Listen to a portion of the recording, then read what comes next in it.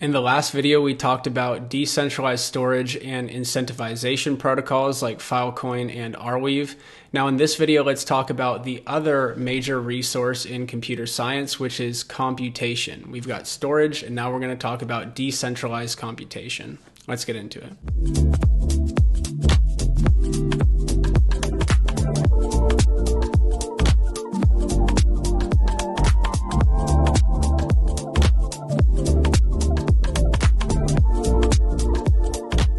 So if we just think about a local computer, the computer sitting in front of you, it has storage, it has memory, which loads the program from storage into memory, and then the memory communicates directly with the CPU.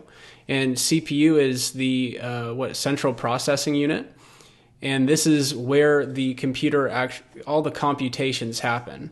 So computations are important for running any sort of program. Everything running on your computer requires computation, or your smartphone.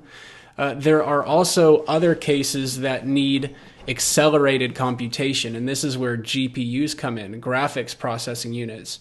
GPUs are important for really computation-intensive tasks like rendering computer graphics. So you know that video gamers have these GPUs specialized in order to render their video games and improve that play experience for them. There are also other compute tasks like training machine learning models, and then simulations, like if you wanted to simulate the wind blowing over the surface of a car. Those are really advanced models that require a lot of different computation, and so you're probably going to need something called GPU acceleration. So those are just some use cases of computation, and then high performance computation, HPC. And some Web3 protocols are making it possible for people who have extra GPUs or CPUs sitting around to go ahead and rent that computational power out to consumers. Akash is the first protocol we're going to talk about. It is a generalized computation network, and it's similar to the contracts that we talked about with Filecoin.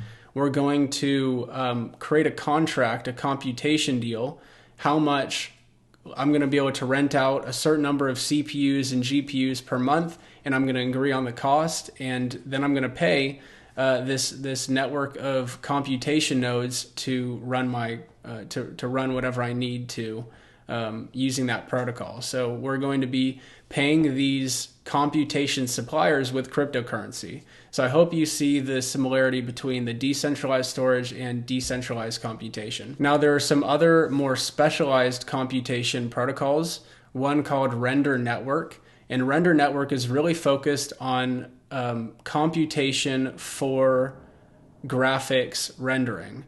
If you think about the world in the future and the metaverse, it's going to be increasingly digital. So we're going to be immersed in these VR and AR worlds, and you might have glasses and you're looking around in this entire virtual world. And if we want those to be good graphics and we want low latency, then we're going to need a lot of computation.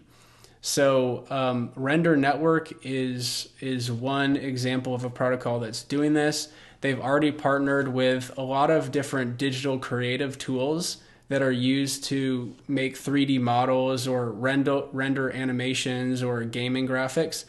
They've integrated Render Network into those creator tools, and so now the creators have the option to use Render Network in order to render their graphics. So it's pretty cool, and that's a really cool on-ramp for 3D creatives. The last specialized computation network I want to talk about is something called LivePeer.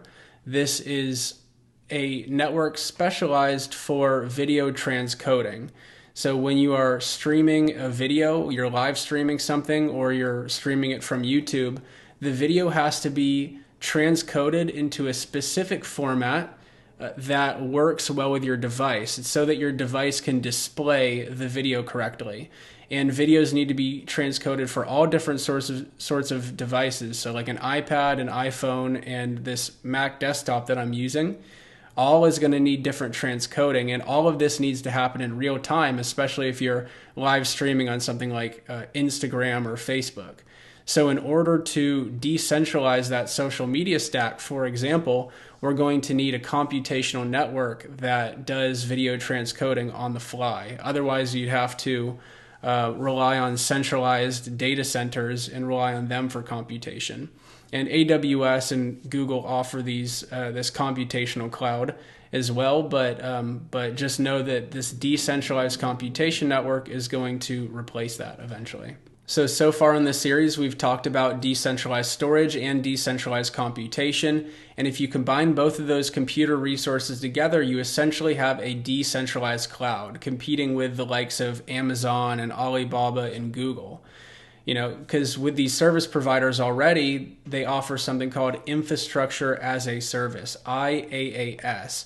And you can pay these centralized companies using their centralized databases or data centers to basically rent computation and storage from them. But now I just showed you Filecoin and Akash are two networks that when combined together can decentralize that cloud stack. And so in the next video, we're going to talk about how websites and web applications can now be hosted on this decentralized cloud. And we can now fully decentralize a decentralized application.